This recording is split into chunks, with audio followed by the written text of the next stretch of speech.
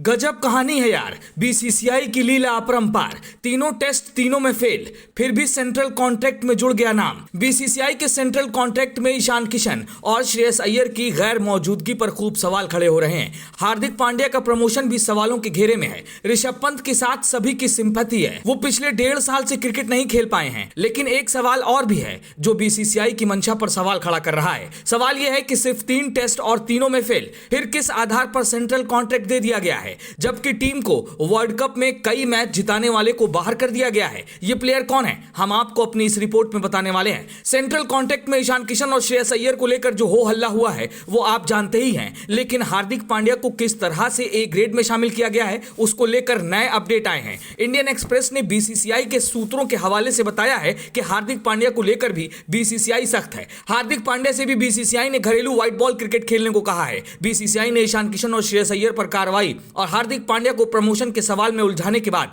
यह भी बताने की कोशिश की है वो हार्दिक पांड्या को भी हिदायत दे रहे हैं। एक और मीडिया रिपोर्ट्स में हार्दिक पांड्या का भी बयान आया है। हार्दिक पांड्या ने बीसीसीआई को आश्वस्त किया है कि वो व्हाइट बॉल क्रिकेट में घरेलू मैच खेलेंगे। हार्दिक पांड्या ने विजय हजारे सहित घरेलू क्रिकेट व्हाइट बॉल क्रिकेट खेलने की बात कही है। हार्दिक का यह बयान कहीं ना कहीं इस बात की पुष्टि कर रहा है कि तमाम दिग्गजों की ओर से उठाए गए सवाल के बाद बीसीसीआई बैकफुट पर है और अपनी सफाई पेश कर रहा है। लेकिन इससे भी बड़ा एक और मामला है, वो ये है कि टीम इंडिया के युवा प्लेयर रजत पाटीदार का। रजत ने सिर्फ 3 टेस्ट खेले हैं। तीनों में उनका प्रदर्शन कैसा है ये हर कोई जानता है, लेकिन इसके बाद भी उनको ग्रेड सी में जगह मिल गई। इसके पीछे एक नया नियम 3 टेस्ट का बीसीसीआई ने निकाला है, लेकिन ये रूल कहीं से भी सही नहीं लग रहा है। इस नियम से खराब प्रदर्शन करने वाले क्रिकेटरों को भी कॉन्ट्रैक्ट मिलता रहेगा। रजत पाटीदार अच्छे प्लेयर हैं, लेकिन इंटरनेशनल तीनों मैचों में उनका प्रदर्शन शून्य था, बल्कि कई मौकों पर उन्होंने जल्दी आउट होकर विलेन के जैसा रोल निभाया। लेकिन उसके बाद भी उनको सी कॉन्ट्रैक्ट में शामिल किया जाना कितना न्याय संगत है। रजत ने 6 पारियों में 63 रन बनाए हैं।